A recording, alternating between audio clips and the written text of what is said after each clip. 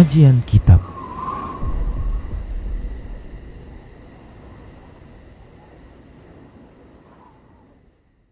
Bismillah, assalamualaikum warahmatullahi wabarakatuh. Innal hamdalillah nahmaduhu wa nasta'inuhu wa nastaghfiruh wa na'udzu billahi min shururi anfusina wa min sayyiati a'malina. Man yahdihillah fala mudhillalah wa man yudlilhu fala hadiyalah. Wa ashhadu an la ilaha illallah wahdahu la syarikalah wa ashhadu anna Muhammadan abduhu wa rasuluhu sallallahu alaihi wasallam. Qala Allah tabaraka wa ta'ala, ya ayyuhalladzina amanu taqullaha haqqa tuqatih wa la tamutunna illa wa antum muslimun. Ya ayyuhan nasu taqu rabbakumul ladzi khalaqakum min nafsin wahidah wa khalaqa minha zawjaha wa bassa minhuma rijalan katsiran wa nisaa'a wattaqullaha alladzi tasaaluna bihi wal arham innallaha kana 'alaikum raqiba. Ya ayyuhalladzina amanu taqullaha wa qulu qawlan sadida yuslih lakum a'malakum wa yaghfir lakum dhunubakum wa may yuti'illaha wa rasulahu faqad faza fawzan 'azima. Amma ba'd, fa inna asdaqal hadisi kitabullah wa khairal huda huda rasulillahi sallallahu alaihi wasallam wa syarral umuri muhdatsatuha wa kullu muhdatsatin bid'ah wa kullu bid'atin dhalalah wa kullu dhalalatin finnar. Para pemirsa Rosyad TV dan para pendengar Radio Medan Mengaji di mana saja Anda berada, rahimani wa rahimakumullah. Kita bersyukur kepada Allah Subhanahu wa taala atas semua pemberian Allah Subhanahu wa ta'ala yang itu merupakan bentuk cintanya dan kasih sayangnya kepada kita. Selawat serta salam tak lupa kita ucapkan untuk Nabi kita tercinta, Nabi kita Muhammad sallallahu alaihi wasallam. Kita berharap kepada Allah agar kita bisa dipertemukan oleh Allah Subhanahu wa ta'ala dengan beliau dalam kondisi kita berbahagia, dalam kondisi kita mendapatkan kenikmatan bersamanya, sampai kita bisa bertemu di surga. Para muslim rahimani wa rahimakumullah. Kita akan kembali melanjutkan pembahasan tentang akidah tauhid, dan kita juga masih membahas tentang bahasan al-wala wal bara. Al-wala wal bara. Al-wala seperti yang pernah kita sampaikan, maknanya adalah kecintaan kepada sesama kaum muslimin disebabkan karena keimanan mereka, membantu dan menolong mereka, menasihati mereka dan berkasih sayang dengan mereka. Ini bentuk al-wala. Al-wala yaitu kecintaan yang mendorong untuk berkasih sayang, kecintaan yang mendorong untuk memberikan nasihat, kecintaan yang mendorong untuk saling membantu dan saling menolong, disebabkan karena adanya keimanan, keimanan terhadap zat yang satu, keimanan terhadap Nabi yang sama, Tuhan yang sama, dan kitab yang sama. Demikian para muslim rahimani wa rahimakumullah. Ini makna dari al-wala. Adapun makna al-bara, dan kembali kita mengulang kaji untuk semakin mematrikan pengetahuan pelajaran yang telah kita ketahui di dalam hati. Al-bara adalah maknanya berlepas diri, yaitu membenci musuh-musuh Allah Subhanahu wa ta'ala dari kalangan orang-orang kafir dan orang-orang munafik, menjauhi mereka, berlepas diri dari apa yang mereka kerjakan, apa yang mereka yakini, ya. Demikian pula ya tradisi-tradisi mereka. Demikian para muslim rahimani wa rahimakumullah. Kita masih membahas ya tentang bentuk-bentuk wala yang disyariatkan, yaitu bentuk-bentuk ya kecintaan kepada sesama muslim yang ini tentunya ini adalah disyariatkan. Demikian para muslim rahimani wa rahimakumullah. Setelah kita menyebutkan dua dari bentuk al-wala yang disyariatkan. Yang pertama adalah mencintai seluruh kaum muslimin yang berada di semua tempat dan di setiap masa, ya, dari berbagai jenis dan suku bangsa, ya. Itu disebabkan karena keimanan dan ketaatan mereka kepada Allah Subhanahu wa taala. Kemudian yang kedua, ya, bentuk wala yang disyariatkan adalah menolong sesama kaum muslimin tatkala mereka dizalimi, tatkala mereka disakiti di setiap tempat, ya, dan di setiap waktu, apapun jenis dan suku bangsa mereka itu. Demikian. Nah, itu bisa dilakukan dengan bentuk pertolongan, ya, melalui, ya, bantuan tangan, begitu juga dengan harta, begitu juga dengan lisan, begitu juga dengan tulisan. Baik para muslim rahimani wa rahimakumullah. Kita akan sebutkan yang ketiga, bentuk al-wala yang disyariatkan adalah menolong sesama kaum muslimin,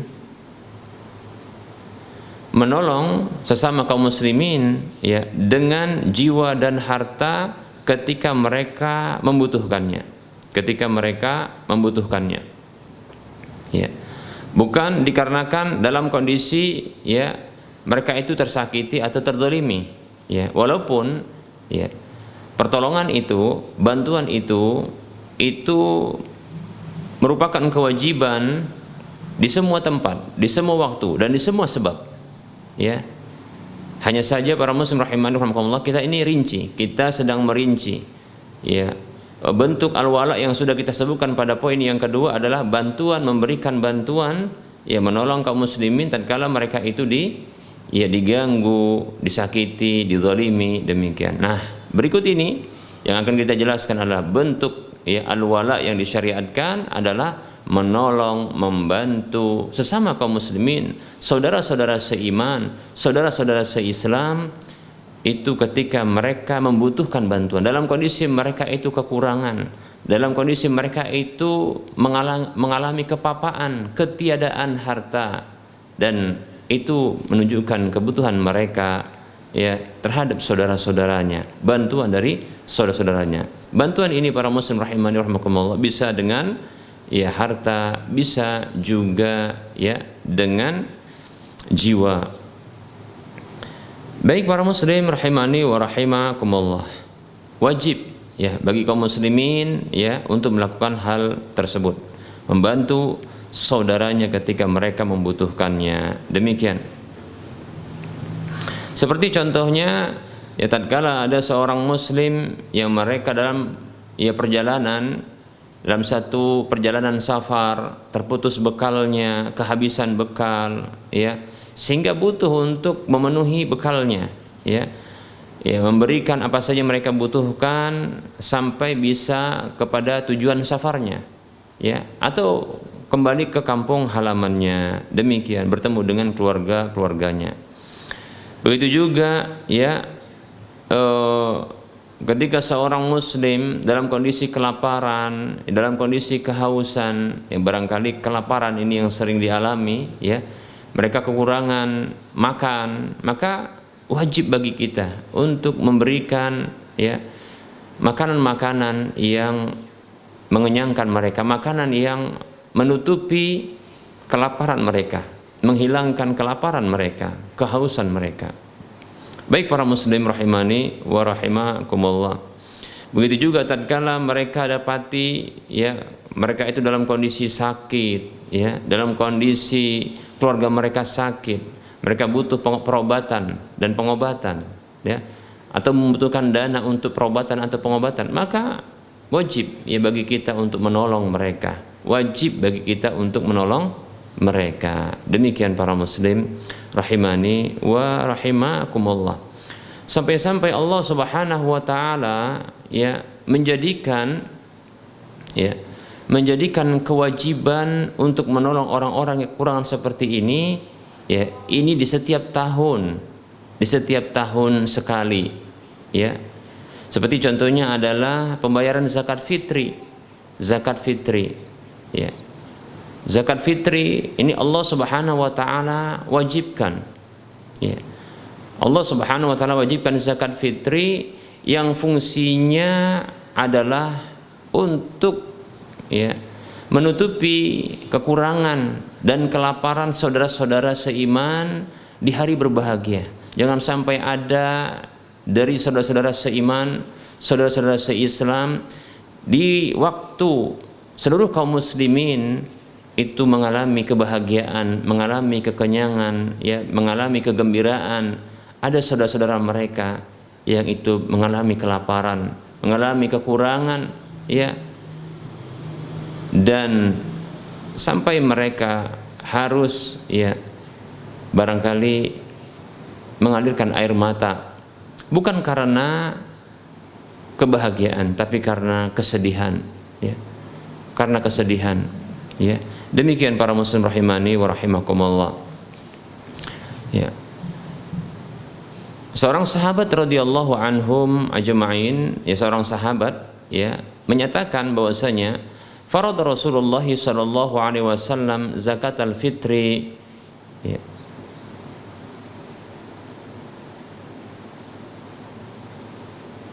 Rasulullah SAW itu mewajibkan zakatul fitri, ya,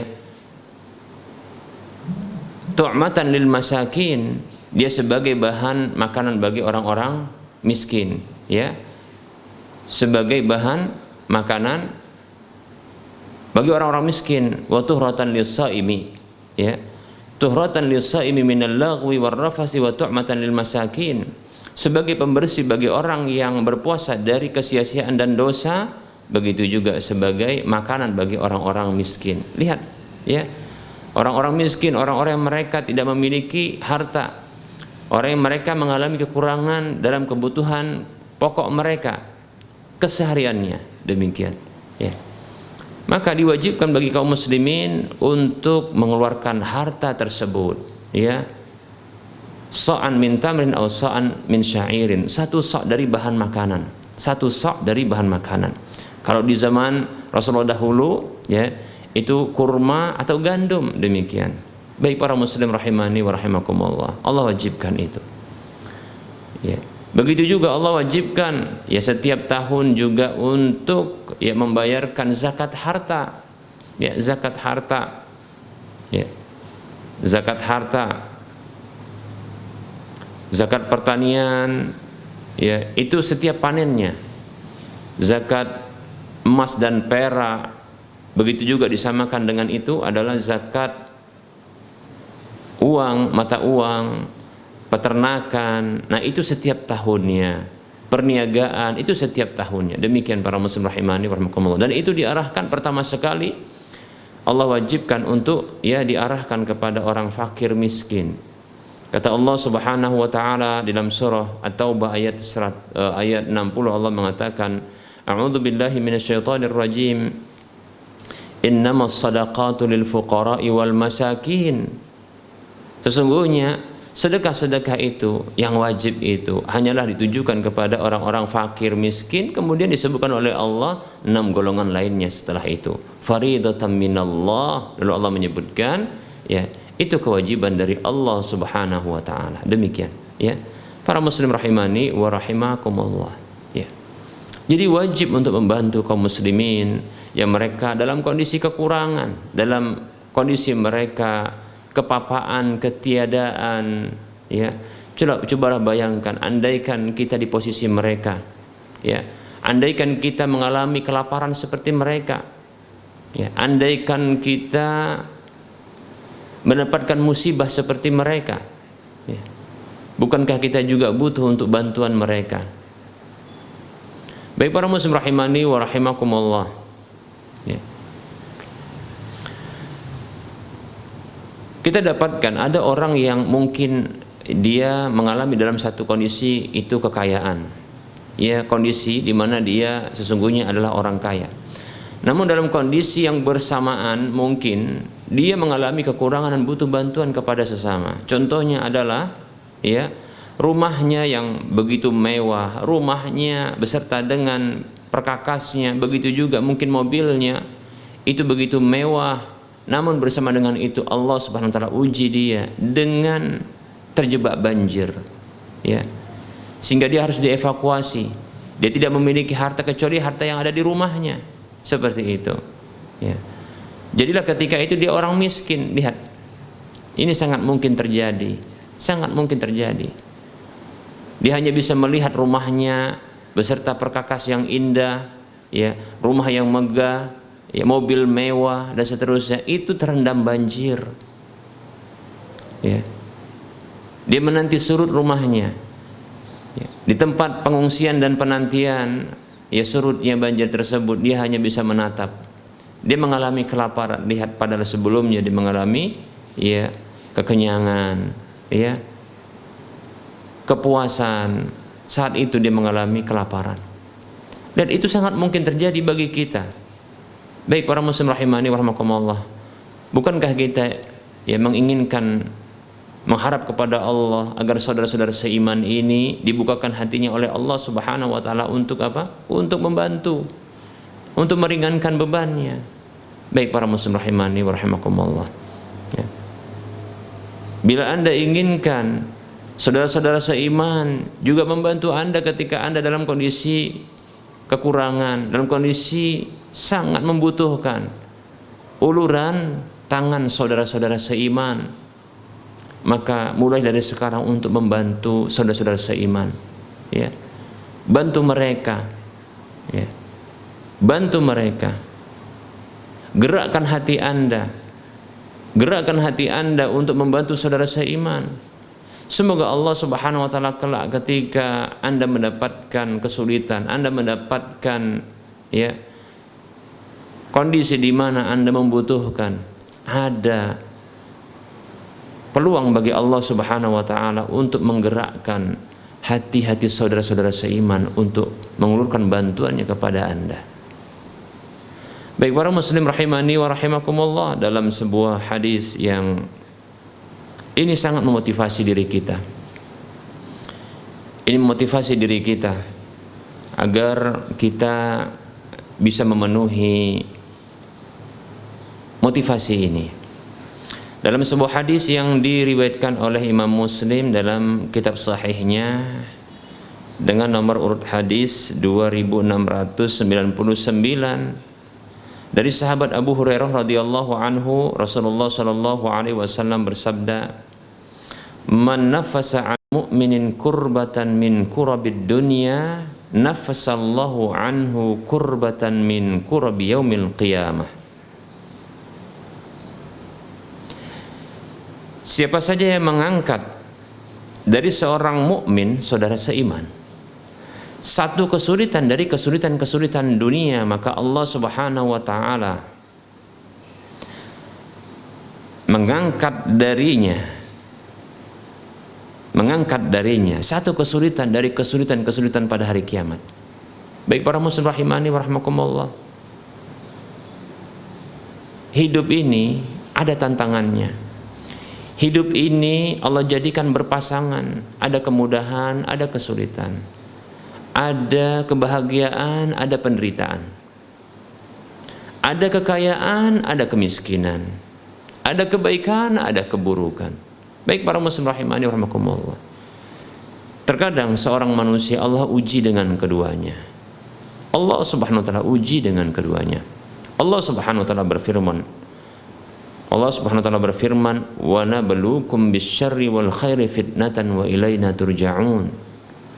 Dan kami uji kalian dengan keburukan dan kebaikan, hal-hal yang buruk dan hal-hal yang baik, hal-hal yang menyenangkan, hal-hal yang tidak menyenangkan. Allah uji kalian, ya, sebagai cobaan bagi kalian, dan kepada kamilah kalian akan dikembalikan. Kepada Allah Subhanahu wa taala kita akan dikembalikan. Demikian. Apakah kita akan lulus uji ketika mendapatkan kebaikan atau keburukan tersebut? Baik.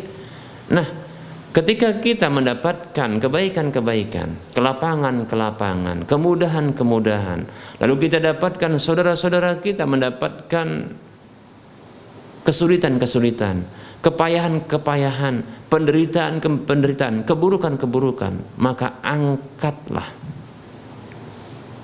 angkatlah, ringankan itu darinya. Ketahuilah, Allah akan mengangkat penderitaan, kesulitan kelak pada hari kiamat.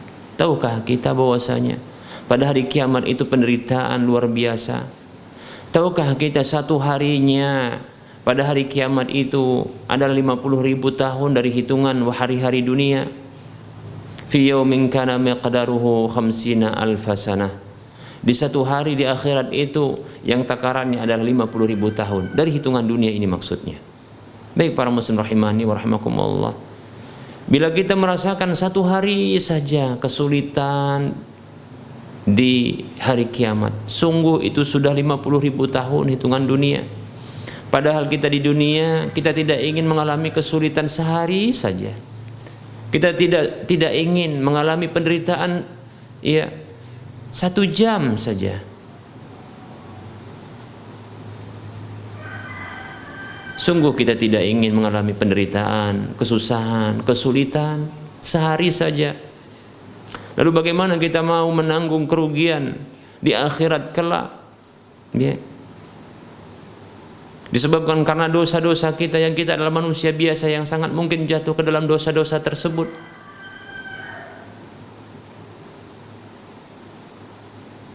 Kita tidak ingin mengalami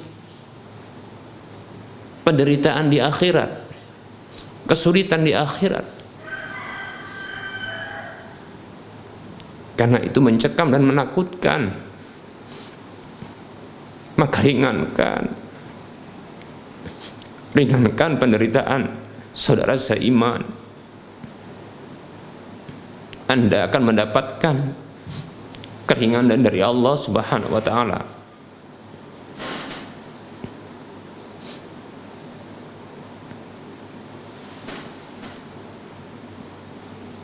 Lihat air mata mereka, lihat wajah mereka yang begitu memelas. Mereka menanggung kelaparan, kehausan,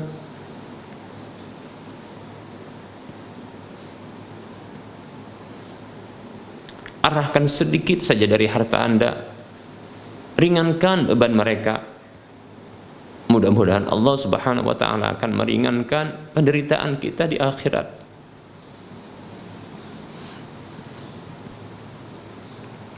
Para muslim rahimani wa rahimakumullah, kita meyakini ada hari akhirat. Ketahui di sana banyak penderitaan, di sana banyak kesusahan. Kita inginkan kita mendapatkan kemudahan, kita mendapatkan keringanan. Sungguh kita manusia yang banyak dosa. Terkadang kita lalai, jatuh ke dalam dosa, dan dosa itu akan membuat kita menderita. Lebih-lebih di akhirat kalau Allah tidak mengampuni kita. Maka ringankan saudara-saudara kita agar Allah Subhanahu wa taala berkenan memaafkan kita, meringankan penderitaan kita. Para muslim rahimani wa rahimakumullah, kita akan lanjutkan hadis tersebut.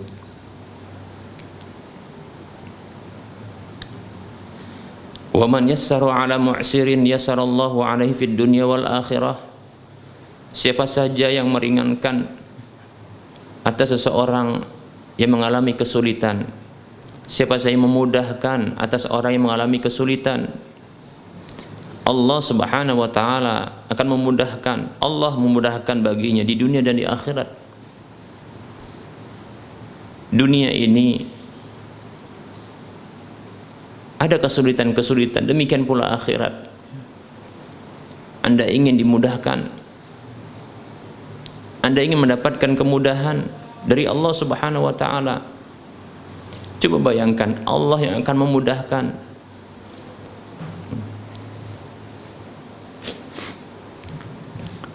Sungguh kita katakan, bila ada orang yang memiliki kedudukan atau jabatan, atau orang yang memiliki kekayaan, ketika kita dalam satu kondisi kesulitan, lalu dia menjanjikan bahwa dia akan memberikan kemudahan, begitu gembiranya hati kita. Begitu gembiranya hati kita. Kita memiliki harapan untuk mendapatkan kemudahan. Ya. Itu manusia. Lalu bagaimana bila Allah Subhanahu wa ta'ala yang menyampaikan itu kepada Rasulnya untuk disampaikan kepada hamba-hambanya? Man yassaru ala mu'sirin yassarallahu alaihi fid dunya wal akhirah. Siapa saja yang memudahkan seorang yang mengalami kesulitan, Allah sendiri yang akan memberikan kemudahan di dunia dan di akhirat. Allah yang akan memberikan kemudahan untuk kita. Ringankan saudara kita.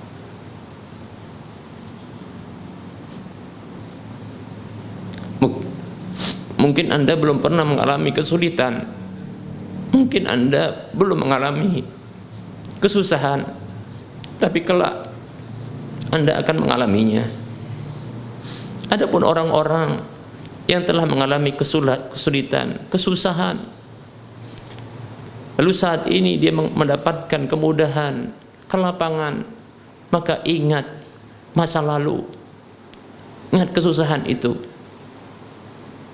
ingat kesulitan itu, lalu lihat saudara-saudara kita yang juga mengalami hal itu. Tolong dia, bantu dia, sebagaimana kita dahulu dalam kondisi kesusahan dan kesulitan berharap ada bantuan dari saudara seiman, berharap kepada Allah agar ada orang-orang yang digerakkan hatinya oleh Allah Subhanahu wa ta'ala, berharap kepada Allah agar ada orang-orang yang digerakkan hatinya oleh Allah untuk membantu, meringankan beban. Para muslim rahimani wa rahimakumullah, Rasulullah sallallahu alaihi wasallam menyebutkan dalam kelanjutan hadis ini, wa man satara musliman satarahullahu fid dunya wal akhirah. Dan siapa saja yang menutupi aib seorang muslim, menutupi aib seorang muslim, kekurangan, menutupi kejelekan, menutupi keburukan seorang muslim, satarahullahu fid dunya wal akhirah. Allah menutupnya, menutup aibnya, menutupi kekurangannya, kejelekannya, keburukannya, fid dunya wal akhirah, di dunia dan di akhirat. Saudara seiman, jangan dibongkar keburukannya. Saudara seiman, jangan dibongkar aibnya. Rasulullah SAW memberikan motivasi kepada kita untuk menutup aib-aib mereka dengan cara Allah akan membalasnya dengan menutup aib-aibnya, kekurangannya, kejelekannya, keburukannya di dunia dan di akhirat. Sungguh kita banyak aib kita.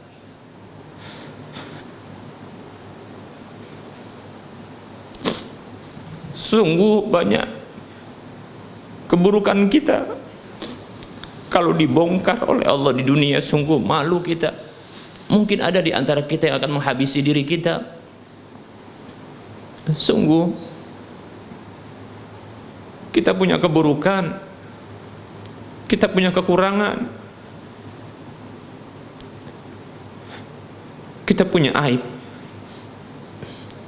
Kita tidak ingin dibongkar aib kita, keburukan kita di dunia, lebih-lebih di akhirat. Di dunia ini sedikit jumlah manusia, namun di akhirat Allah kumpulkan semua manusia dari awal sampai akhirnya, bahkan jin dari awal sampai akhirnya Allah kumpulkan. Sanggup kita untuk menanggung rasa malu di hadapan seluruh makhluk ini, di mana Allah akan bongkar aib kita. bongkar keburukan kita,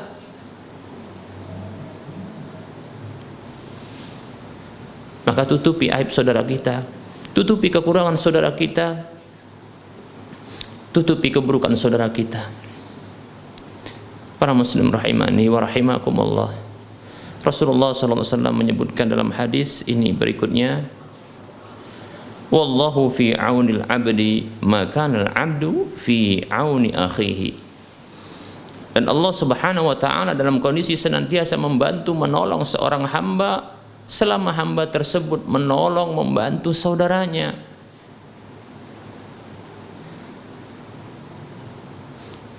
Kita jangan terlalu banyak meminta kepada Allah bantuan tersebut tanpa kita melakukan aksi, tanpa kita melakukan aksi bantuan terhadap saudara kita. Sungguh Allah Subhanahu wa taala tanpa pun diminta Allah akan membantu. Tapi Allah Subhanahu wa taala akan senantiasa membantu seorang hamba selama hamba tersebut memperhatikan saudaranya, membantu saudaranya, menolong saudaranya. Perhatikan saudara kita. Kita ingin dapat bantuan dari Allah, maka bantu saudara kita. Bantu saudara seiman.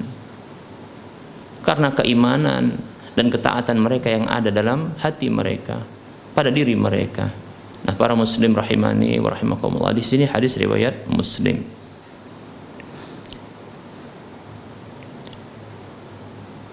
Nah, apabila kita tidak mendapatkan kemampuan bagi diri kita untuk membantu dia dari sisi harta, maka bantu dengan anggota tubuh kita, dengan fisik kita, dengan tenaga kita. Atau bisa juga kita bantu dengan memberikan rekomendasi, motivasi kepada saudara-saudara iman, seiman yang lainnya, saudara-saudara seiman lainnya yang memiliki kemampuan untuk membantunya, membantu saudara kita. Maka arahkan motivasi saudara-saudara seiman yang lainnya, yang kaya, yang berkecukupan, yang memiliki harta, untuk mengarahkan harta, sebagian harta yang telah Allah titipkan kepadanya untuk membantu saudara seiman. Begitu seterusnya. Jangan abaikan saudara seiman. Ini merupakan bentuk al-wala. Ini merupakan bentuk al-wala yang disyariatkan. Demikian para muslim rahimani rahimakumullah. Kecintaan terhadap saudara seiman di setiap masa, di setiap waktu dan setiap tempat, dimanapun mereka berada, dari suku bangsa apapun mereka, ketika mereka mendapatkan penderitaan, kesusahan, kesulitan, kepapaan, maka wajib bagi kita untuk membantu mereka. Kita bantu mereka. Mudah-mudahan Allah Subhanahu wa taala meringankan kesusahan kita di dunia dan di akhirat. Semoga Allah Subhanahu wa taala membantu kita di dunia dan di akhirat. Semoga Allah Subhanahu wa taala menutupi kekurangan kita di dunia dan di akhirat, dan seterusnya kaum muslimin rahimani wa rahimakumullah. Barangkali ini materi yang bisa kita sampaikan pada pertemuan kali ini. Kita buka sesi soal jawab. Ada pertanyaan dari saudara kita. Assalamualaikum Ustaz, jika ada orang yang berkata saya belum dapat hidayah, apa ucapan itu benar? Apakah hidayah itu harus dicari? Barakallahu fiik.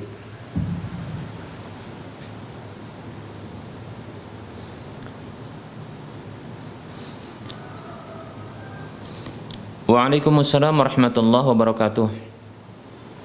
Jika seseorang mengatakan saya belum dapat hidayah, maka jika maksud dari ucapan itu adalah hidayah yang khusus, seperti hidayah untuk bisa berinfak, hidayah untuk bisa berempati kepada sesama kaum muslimin, sementara dia belum melakukan hal itu, maka bisa jadi ungkapannya adalah benar. Karena hidayah itu ada yang bersifat rinci, khusus, ada yang bersifat umum. Ya. Hidayah kepada Islam, ya. Begitu juga ada hidayah kepada, ya, di dalam Islam. Ada hidayah menuju Islam, ada hidayah di dalam Islam. Hidayah menuju Islam adalah dari kekafiran menuju keislaman. Maka orang-orang kafir tidak mendapatkan hidayah tersebut. Ketika dia katakan saya belum mendapatkan hidayah, ketika seseorang kafir mengatakan itu, maka bisa jadi benar dia belum mendapatkan hidayah ya Islam. Di dalam Islam juga ada hidayah-hidayah, seperti hidayah untuk melakukan ketaatan-ketaatan secara umum atau ketaatan-ketaatan secara khusus. Juga ada hidayah di atas sunnah petunjuk Nabi Shallallahu Alaihi Wasallam, seperti itu ya. Jadi hidayah itu ada bersifat umum, ada bersifat khusus ya. Bisa jadi benar ungkapan ini ya. Kalau seseorang itu berada dalam Islam lantas dia berkatakan saya belum dapat hidayah, maksudnya hidayah Islam, maka orang ini dusta, tidak benar ucapannya, demikian ya. Mungkin maksudnya adalah hidayah-hidayah yang ada dalam Islam. Nah ini barangkali yang belum didapatkan, seperti itu. Apakah hidayah itu harus dicari? Hidayah itu harus diupayakan dengan cara diminta kepada Allah Subhanahu wa taala. Karena sesungguhnya hidayah itu ada di tangan Allah Subhanahu wa taala. Dialah yang membolak-balikkan hati. Makanya di antara doa tersebut ada doa ya muqallibal qulub tsabbit qalbi ala dinik. Ya musarrifal qulub sarrif qalbi ala ta'atik. Wahai zat yang membolak-balikkan hati, tetapkanlah hatiku di atas agamamu. Wahai zat yang memalingkan hati, palingkanlah hatiku di atas ketaatan kepadamu. Demikian. Karena memang ya hati-hati para hamba itu ada di tangan Allah, di jari jemari Allah. Dia membolak-balikkan hati tersebut kepada apa saja yang dia kehendaki. Demikian. Maka minta kepada Allah Subhanahu wa taala. Bahkan Allah Subhanahu wa taala mencantumkan permintaan yang ini senantiasa wajib kita baca di dalam sholat. Kalau tidak kita baca ini, maka tidak sah sebuah sholat. Itu salah satu dari ayat yang terdapat di dalam surah Al-Fatihah. Yang surah Al-Fatihah kata Nabi SAW, la salata liman lam yaqra bi fatihatil kitab. Tidak ada salat bagi orang yang tidak membaca Al-Fatihatul Kitab. Fatihatul Kitab, pembuka dari kitabullah Al-Quran, yaitu Al-Fatihah. Dan di antara dari ayatnya dari surah Al-Fatihah itu ada doa yang Allah cantumkan di sana menjadi satu ayat. Ihdinas siratal mustaqim. Tunjukilah kami ke jalan yang lurus. Lihat, Allah cantumkan. Maka minta hidayah kepada Allah Subhanahu wa taala, minta hidayah kepada Allah Subhanahu wa taala.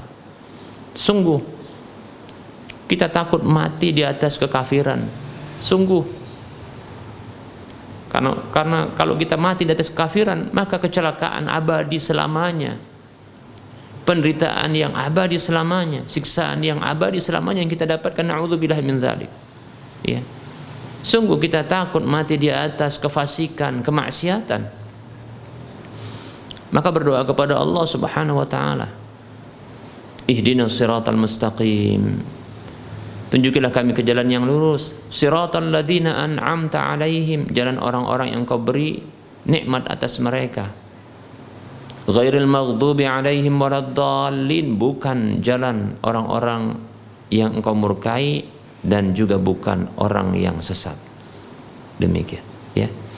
Kita minta, ya kita usahakan demikian ya. Wallahu ta'ala alam wa fiq barakallah. Pertanyaan berikutnya para muslim rahimani wa rahimakumullah. Assalamualaikum Ustaz, saya Ummu Alif di Aceh. Barakallah fiq. Ya. Ahlan wa sahlan biki. Bagaimana sunnahnya saat melayat orang meninggal di tempat saya membaca Yasin di depan mayat? Apakah itu ada sunnahnya? Waalaikumsalam warahmatullahi wabarakatuh. Selamat datang bagi Ummu Alif. Ya, barakallahu fiik. Sunnah ketika bertakziah, kalau bahasa Sumatera disebut dengan melayat begitu ya. Bagi orang yang sudah meninggal dunia, bertakziah kepada orang yang meninggal dunia, yaitu kepada keluarganya, ketahui bahwasanya takziah itu maknanya adalah taqwiyah, yaitu menguatkan hati. Sesungguhnya kunjungan saudara-saudara seiman terhadap orang yang meninggal dunia, yaitu bagi keluarganya yang dikunjungi tersebut, kunjungan itu sudahlah menguatkan hati. Insyaallah ta'ala demikian. Coba bayangkan bila ada salah seorang dari keluarga kita yang meninggal dunia, tak ada satupun dari manusia yang mengunjunginya. Betapa sedihnya hati kita. Semakin sedih hati kita. Ada apa dengan manusia? Apa kesalahan dari orang yang meninggal ini? Apa kesalahanku? Demikian seterusnya, ya. Namun ketika dilihat banyak orang yang datang, kunjungan mereka itu sudah menyenangkan, sudah meringankan, sudah menguatkan, demikian. Jadi kunjungan itu merupakan bentuk taqwiyah, ta'ziyah. Dan ada pula ta'ziyah yang lain, ya, yaitu maksudnya adalah ta'ziyah dengan cara yang lain selain datang berkunjung, adalah membawa makanan. Ya, membawa makanan yang sekiranya makanan ini bisa meringankan bagi orang yang meninggal dunia. Seperti itu. Sebagaimana dalam satu hadis, ya, hadis Jarir kalau tidak salah radhiyallahu anhu, ya, Rasulullah bersabda sallallahu alaihi wasallam, ya, isna'u li ahli Ja'far ta'aman fa innahu atahum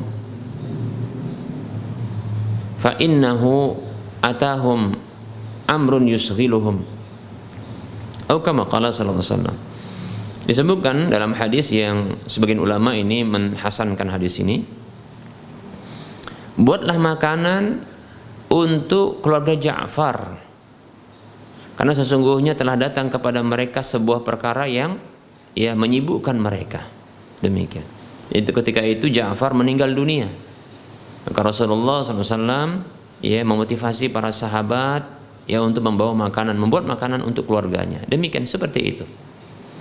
Ya, tentunya orang-orang yang mengalami musibah dengan wafatnya orang yang dicintai, lebih-lebih yang dicintai ini adalah kepala keluarga yang menjadi tulang punggung. Tentu semakin sedih mereka. Lebih-lebih mereka juga tak sempat barangkali membuat makanan, maka buatlah makanan untuk mereka ini. Ya, datang dengan membawa makanan yang sekiranya makanan itu, ya, tidak cepat basi. Ya, bisa juga dengan membawa makanan yang barangkali yang juga bahan makanan pokok yang nanti akan bisa dimasak. Boleh juga untuk membawa makanan-makanan atau buah-buahan sekiranya demikian, ya, untuk mereka, agar bisa mereka menikmati hidangan tersebut. Kalaupun tidak, bisa bertahan berikutnya pada hari berikutnya, demikian. Karena mereka masih berkabung. Itu bentuk ta'ziyah. Lebih-lebih dalam pengurusan jenazah ini terkadang, ya, butuh biaya besar. Seperti contohnya untuk biaya kafan, ya, biaya penggalian kubur, ya. Mungkin di tempat-tempat, ya, kota-kota besar, sampai pun barangkali ambulan yang membawa, ya. Begitu juga sebahagian dari tenaga penyelenggara jenazah ini mereka harus dibayar, demikian, ya. Ini butuh biaya. Nah, ketika kita, ya, meringankan dengan cara memberi makanan atau bahkan sedikit uang kepada mereka, ya, maka ini sudah meringankan. Seperti itu bentuk ta'ziyah, ya, menguatkan hati. Lebih-lebih terkadang orang yang meninggal dunia ini membawa hutang, ada hutang yang belum terbayarkan, yang terkadang ini semakin membuat sedih dari keluarga yang ditinggalkan. Mereka terbeban dengan hutang. Sebenarnya yang terbeban itu adalah orang yang meninggal dunia. Kan orang meninggal dunia kalau dia bawa hutang, kata Nabi sallallahu alaihi wasallam, nafsul mu'mini mu'allaqatun bidainihi hatta yuqda anhu. Jiwa seorang mukmin itu terkatung-katung dengan hutangnya, bergantung dengan hutangnya sampai dibayarkan. Lihat, ya, seperti itu. Nah, oleh karenanya, ya, ini Bisa kita berikan harta, uang, ya, seperti itu kepada mereka. Ya. Bisa mungkin dikumpulkan atau langsung diserahkan. Tapi biasanya kalau diserahkan ini sangat menyibukkan karena mereka biasanya masih menangis, ya. Oleh karenanya letakkan saja mungkin pada satu tempat wadah yang sekiranya nanti bisa dikumpulkan oleh ahli waris berikutnya. Setelah mereka mungkin reda kesedihan mereka, demikian. Berikutnya adalah termasuk takziah menguatkan adalah datang berkunjung lalu memberikan kata-kata nasihat, kata-kata nasihat. Ini seperti yang pernah diungkapkan Nabi SAW, ketika sampai kepada beliau berita tentang wafatnya dari anak seseorang. Dan Rasulullah menitipkan sebuah ungkapan untuk disampaikan kepada orang tersebut. Itu kata-kata ta'ziyah. Inna lillahi ma akhadha wa lahu ma a'ta wa kullu syai'in 'indahu bi ajalin musamma faltasbir wa tahtasib. Kama qala sallallahu alaihi wasallam. Rasulullah nitipkan perkataan ini kepada orang yang datang itu, yang menyampaikan. Sampaikan kepada orang tersebut, sesungguhnya milik Allah apa yang dia ambil, dan miliknya apa yang dia telah beri. Segala sesuatu yang ada di sisinya itu berbatas waktu. Berbatas waktu. Maka bersabarlah dan mohonkanlah pahala kepada Allah Subhanahu wa taala. Demikian, seperti itu. Nah, ini takziah seperti itu. Jangan takziah ketika itu banyak tertawa, banyak bercanda di tempat musibah itu. Nah, ini menyakiti orang-orang sekitar. Lebih-lebih adalah orang yang baru saja tertimpa musibah. Dan suara-suara keras ini mengganggu kekhusyuan.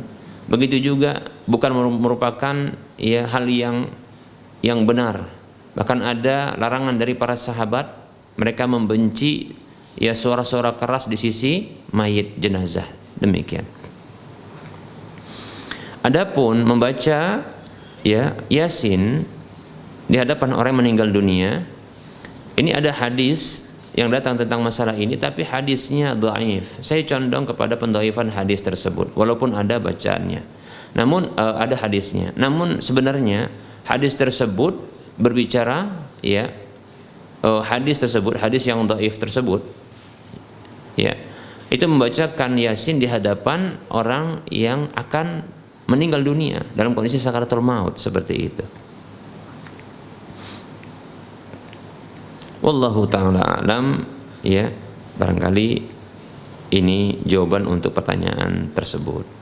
Baik, ini ada pertanyaan. Bismillah. Assalamualaikum warahmatullahi wabarakatuh. Ustaz, semoga Allah Subhanahu wa taala selalu melindungi dan memberkahi Ustaz dan keluarga. Jadi begini Ustaz, ada seseorang pedagang buku. Jadi ada yang pesan 10 buku kepadanya. Namun si pembeli hanya meminta 2 buku saja. Sisanya pembeli memberikan amanah ke pedagang buku supaya menginfakkan sisa bukunya ke jamaah yang lain. Nah, seandainya si pedagang itu mengambil 1 atau 2 buku dari 8 buku ini untuk digunakan dia pribadi dan tidak dijual kembali, apa diperbolehkan Ustaz? Dan 6 buku yang tersisa dibagikan ke jemaah yang lain. Syukran Ustaz, barakallahu fikum.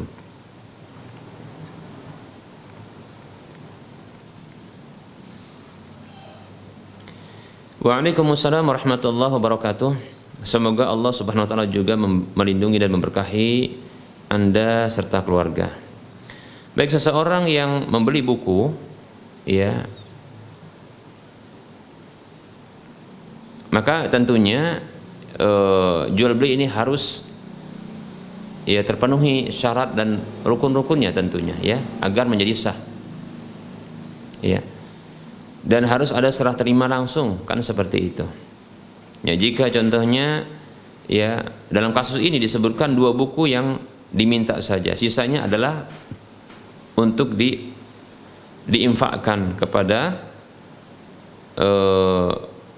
jemaah yang lain.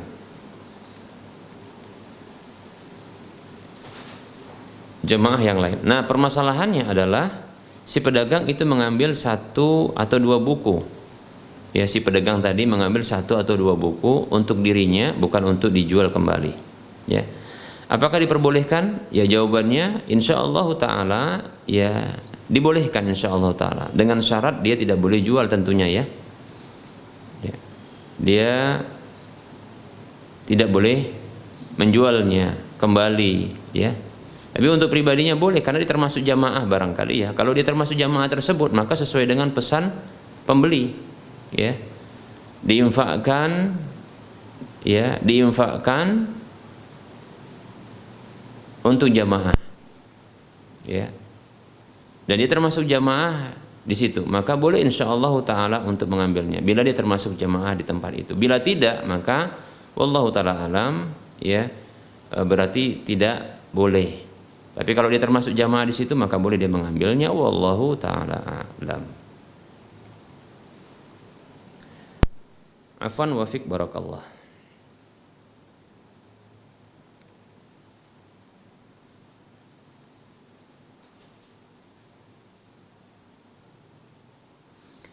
Bismillah, afwan Ustadz, saya mau bertanya, kalau mau mengkreditkan barang tapi harganya saya naikkan dari pasaran, gimana Ustadz? Contoh, saya beli barang dengan harga 2.000, kemudian saya mau kreditkan barang ini ke orang lain tapi dengan harga 2.500, bagaimana itu Ustadz hukumnya? Ya seperti ini namanya jual beli ya. Apakah boleh seseorang kalau membeli barang dengan modal 2 juta lalu dijual dengan 2 juta? Boleh saja, tapi tidak ada untung. Kalau seperti ini sesungguhnya infak ya. Demikian ya. Tidak ngambil keuntungan sama sekali, boleh saja. Nah, kalau membeli barang dengan modal 2 juta lalu dijual dengan 2.500.000, apakah boleh Ustaz? Ya jawabannya boleh, itulah jual beli yang asli. Karena jual beli itu yang dituju adalah diantaranya keuntungan, laba, profit. Nah seperti itu ya, boleh. Tapi dengan cara kredit ya boleh juga, asalkan memang uang untuk membeli barang itu adalah barang uang sendiri, uang pribadi ya. Kemudian serah terima barang itu jelas ya. Kemudian waktu pembayaran itu juga jelas ya. Cicilan-cicilan ketika dibayar itu juga jelas. Jatuh tempo tadi ya, jatuh tempo juga harus jelas ya, demikian ya. Dan tidak boleh ada denda keterlambatan dalam membayar cicilan. Nah seperti itu ya. Mungkin saya tambahkan kasus, gimana kalau seandainya Ustadz, mungkin begini ya pertanyaannya, saya tambahkan supaya nanti mau melakukan seperti ini bagaimana ya solusinya. Contohnya tadi modalnya sekitar 2 juta modal barang tersebut, lantas mau dijual, rupanya ada yang mau beli kontan, dihargain barang tersebut sekitar ya 2.250.000, boleh tidak? Boleh. Jadi begini tawarannya, kalau kontan dijual 2.250.000 ya, kalau kredit ya atau pembayaran bertahap maka itu menjadi 2.500.000, boleh tidak? Boleh. Boleh yang seperti ini, tidak masalah. Bukankah ini dua harga? Jawabannya iya, dua harga dalam penawaran, bukan dalam jual beli. Tidak masalah karena dalam penawaran. Nah, kalau dalam jual beli tidak boleh dua harga. Yaitu contohnya ketika terjadi akad jual beli ya, diambil barang namun tidak menentukan salah satu harga, maka pada barang tersebut ada dua harga, itu tidak boleh. Harus ketika disepakati dibeli barang itu disepakati ditentukan salah satu harga, demikian. Apakah mau beli kontan ataukah dengan membeli bertahap? Apakah dengan harga 2.250.000 ataukah 2.500.000, seperti itu. Boleh. Kalau contohnya menjadi 2 juta ya 750 ketika mungkin lebih panjang, boleh tidak? Boleh, tidak masalah, tapi harus juga ditentukan.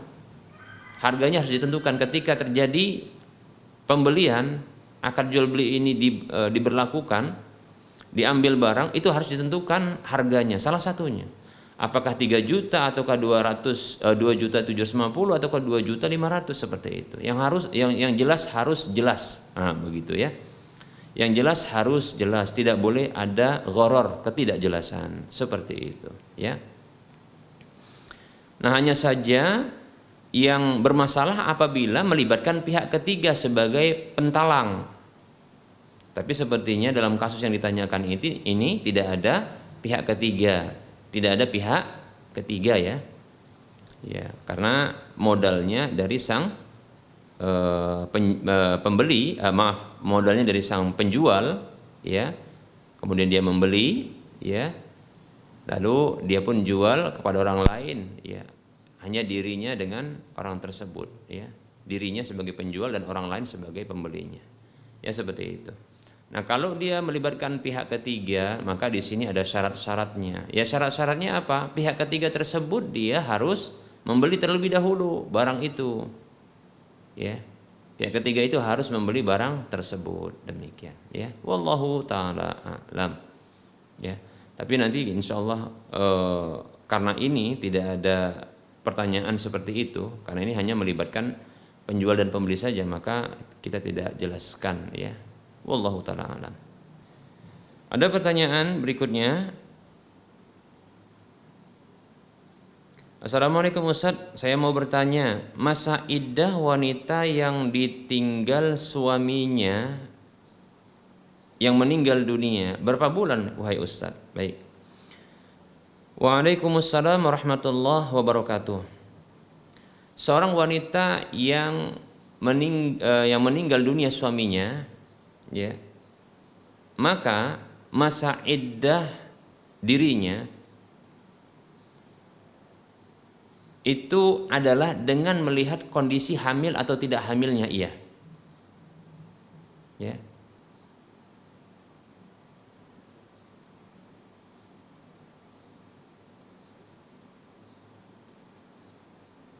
Apabila dalam kondisi hamil ya, maka wallahu ta'ala alam ya, dia sampai melahirkan. Berdasarkan firman Allah Subhanahu wa taala, a'udzu billahi minasyaitonir rajim, wa ulatul ahmali ajaluhunna ayyada'na hamlahun, dalam surah At-Talaq.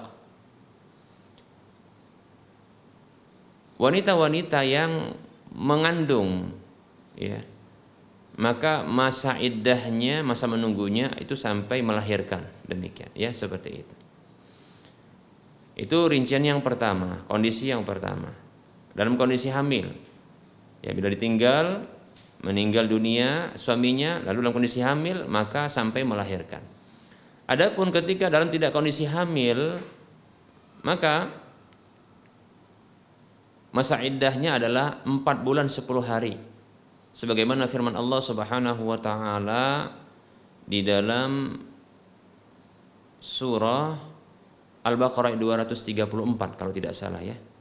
Allah mengatakan, a'udzu billahi minasyaitonir rajim, walladzina yutawaffawna minkum wa yadharuna azwajan yatarabbasna bi anfusihinna arba'ata ashhurin wa 'ashra. Allah Subhanahu wa taala berfirman, dan orang-orang yang wafat di antara kalian, maksudnya laki-laki, dan dia meninggalkan istri-istri, maka mereka itu menunggu diri mereka sampai boleh menikah lagi, maksudnya ya, itu selama arba'ata ashhuri wa 'ashra, 4 bulan 10 hari, 4 bulan 10 hari, demikian ya. Surah Al-Baqarah ayat 234. Demikian. Wallahu taala a'lam. Ada pertanyaan? Assalamualaikum warahmatullahi wabarakatuh.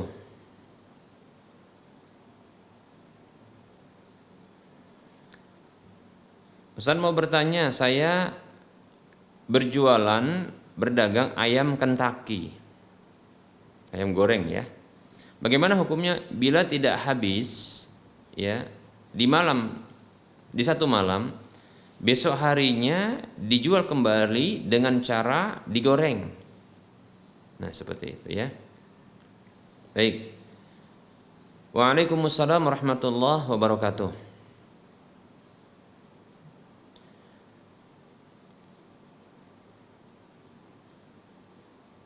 Saya sarankan untuk memisahkan antara ya, daging atau ayam yang baru dengan ayam yang kemarin yang belum laku, seperti itu. Ya, memisahkan, dipisahkan, atau dengan dibuat harga yang berbeda seperti itu. Ya, tentunya dipisahkan. Pemisahan itu bisa dengan harga, bisa dengan tempat. Walaupun harga tidak dipisahkan. Ini maksudnya adalah untuk tidak menyembunyikan cacat. Bisa jadi memang sih seseorang itu dia akan mengenali, karena begitu sensitifnya mungkin lidahnya, ini sepertinya bukan ayam hari ini, begitu ya, saking mungkin sensitifnya dia paham ya. Maka ya bisa jadi ini cacat bagi dirinya, maksudnya adalah cacat yang dikenali olehnya ya, dia tidak suka mungkin seperti itu. Maka jadilah ya seorang penjual yang jujur dan terbuka, ya, jujur dan menjelaskan. Jujur, tidak boleh dusta, menjelaskan cacat yang ada, seperti itu. Sebenarnya tidak perlu dijelaskan, cukup dipisahkan tadi juga boleh, atau dibuat tulisan. Nah seperti itu. Itu sudah merupakan penjelasan. Yakinlah, saya yakin ini akan membuka keberkahan berdasarkan sabda Nabi SAW. Kata Nabi SAW, al-bay'ani bil khiyari ma lam yatafarraqa. Kedua pelaku transaksi penjual dan pembeli itu ada hak khiyarnya untuk melanjutkan atau membatalkan jual beli selama belum berpisah. Kata Nabi SAW, fa in sadaqa, kalau keduanya itu jujur, wa bayyana, menjelaskan, burika lahum fi bai'ihima, maka diberkahi oleh Allah Subhanahu wa taala untuk keduanya dalam jual beli keduanya. Lihat, diberkahi. Secara logis kalau saya lihat orang yang seperti ini, dia jujur, kemudian dia menjelaskan, baik itu dengan tindakan atau dengan ungkapan atau dengan tulisan, dibuat ini daging atau makanan yang tidak laku yang kemarin, harganya lebih murah di sebelah kiri contohnya ya. Kemudian yang baru sebelah kanan, harganya lebih murah, yang sebelah kanan yang baru ini lebih mahal. Seperti itu, walaupun dengan jumlah yang berbeda. Ketahuilah ini akan memunculkan kesan di dalam ya benak para pembeli, ini orang jujur. Ini orang ya suka menjelaskan. Maka bentuk keberkahan yang Allah berikan kepada orang seperti ini adalah para pembeli dia nggak sangsi, tidak akan meragukan, karena ini penjual jujur seperti itu ya. Coba lakukan saran saya ini. Namun sebaliknya ya, wa in kadzaba wa katama ya muhiqqat barakatu bai'ihima. Namun apabila kedua penjual atau pembeli itu dia dusta atau dia menutupi aib, cacat pada barang tersebut, maka dihapuskan, dihilangkan ya keberkahan pada jual beli keduanya. Masya Allah ya, luar biasa. Maka jadi orang jujur ya, jadi orang yang jujur dan menjelaskan aib. Wallahu ta'ala a'lam. Bismillah Ustaz, bagaimana hukumnya jika membeli kendaraan yang kelengkapan suratnya tidak lengkap? Maksudnya ada satu berkas yang hilang dan dia hanya punya fotokopinya. Ya boleh untuk menjual itu seperti itu, menjual barang itu boleh, dan membelinya boleh saja, asalkan dipastikan itu bukan ya barang curian seperti itu ya. Nah bahkan orang ini menjelaskan menjelaskan cacat barangnya, di mana surat menyuratnya kurang jelas, kurang lengkap begitu maksudnya ya. Tidak masalah insyaallah taala, asalkan dia pemilik barang tersebut atau dia perwakilan dari pemilik barang ya kendaraan tersebut, maka boleh untuk menjualnya. Wallahu taala a'lam. Assalamualaikum Ustadz, saya minta saran untuk pemberian nama tempat usaha depot air isi ulang. Apa nama yang baik menurut Islam Ustadz? Jazakallahu khairan. Ya. Waalaikumsalam warahmatullahi wabarakatuh. Ya, sebaiknya jangan menjadikan ya nama-nama atau istilah-istilah yang baik dalam Islam ini untuk apa? Untuk diperdagangkan, ya. Kalau mau kasih nama mungkin nama yang baik-baik saja yang lain, seperti mungkin depot isi ulang nama dari anaknya, nama dari sendiri pribadinya. Nah, tapi jangan menunjukkan kedustaan, ya. Contoh ya, depot isi ulang air mata air surga. Wah, ini dusta banget ini. Ya, tidak ada yang seperti ini dari surga. Ya. Atau contohnya ya, depot isi ulang air zam-zam. Bener nggak air zam-zam? Mahal loh. Ya, demikian seperti itu. Ya. Yang penting jangan dusta dan jangan ya seperti menjual murah nama-nama Islami. Nah begitu. Terkadang sebagian kawan-kawan ini menggunakan kalimat hijrah untuk jualan. Ya. Depot isi ulang hijrah. Ya, syariah dan begitu. Nggak usah. Ya.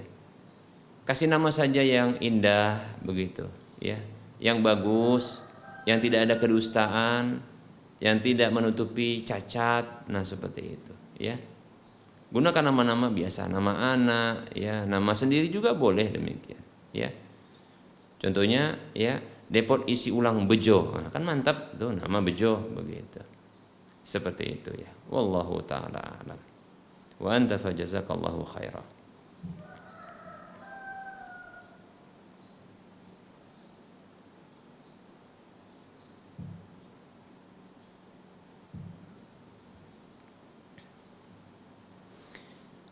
Assalamualaikum Ustadz, mau bertanya, musik itu kan haram, jika mengadakan hajatan diharuskan pakai musik atau apa? Waalaikumsalam warahmatullahi wabarakatuh. Ya, jelas musik itu haram. Ya, musik itu haram. Alat musik, lantunan yang diiringi musik, acara yang ada diiringi musik itu haram, demikian. Seperti itu. Nah, kalau ada hajatan, hajatan apa ini? Makan-makan. Kira-kira apa yang harus diiringkan padanya? Ya sudah, yang diiringkan adalah makan-makannya. Undang saja orang-orang sekitar, lebih-lebih orang miskin, ya, orang yang kelaparan, itu dibagi, diundang makan. Insya Allah barokah acara dan hajatan tersebut. Insya Allah Taala. Tidak usah pakai ada acara doa-doa segala. Tidak usah harus ada ya bacaan-bacaan doa khusus, zikir khusus, bacaan Quran khusus, tidak perlu. Ya, orang miskin insya Allah Taala bila mereka diberi, mereka akan mendoakan insya Allah Taala. Orang yang kelaparan kalau diberi akan mendoakan kebaikan insya Allah Taala. Ya, bukankah kita ini ditolong? Kata Nabi SAW, bukankah kita ini ditolong? Ya, oleh orang-orang yang lemah di antara kita, seperti itu. Rasulullah mengatakan yang maknanya bukankah kalian ini ditolong disebabkan karena orang-orang lemah di antara kalian, seperti itu. Baik, oleh karenanya silakan ya berikan bantuan kepada mereka ketika kita ingin hajatan karena mengalami kegembiraan, berbagi dengan orang-orang yang kekurangan, ya, yang punya kebutuhan, seperti itu. Wallahu taala a'lam.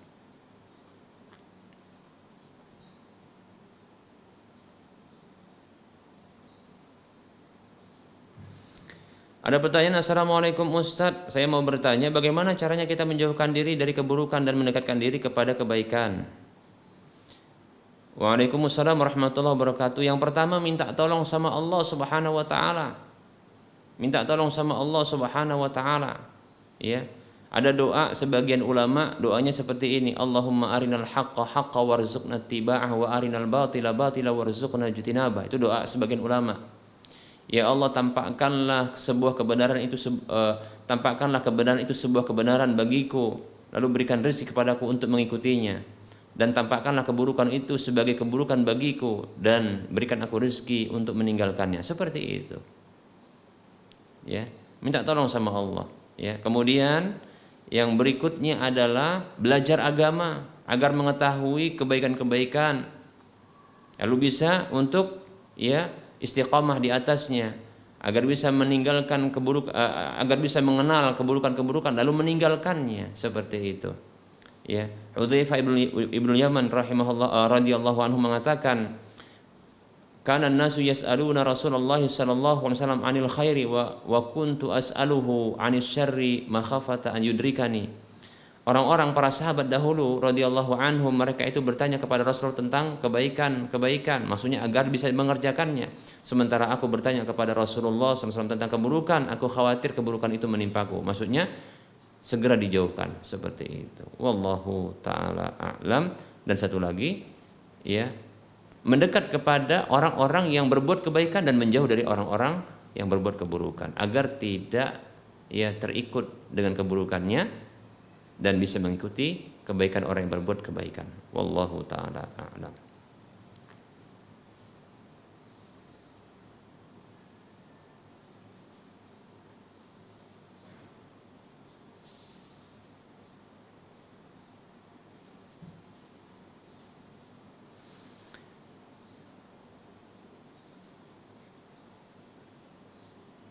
Baik para muslim dan muslimat rahimani rahimakumullah,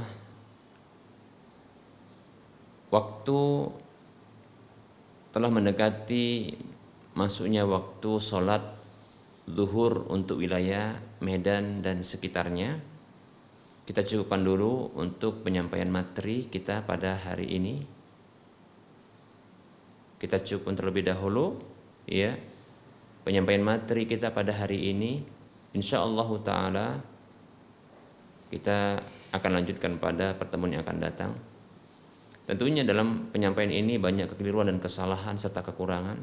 Kepada Allah saya mohon ampun, dan kepada para hadirin sekalian saya mohon maaf. Kepada para pemirsa, para pendengar saya mohon maaf. Semoga tidak ada permasalahan kelak di akhirat di antara kita. Ya, semoga Allah ya memasukkan kita ke dalam surganya.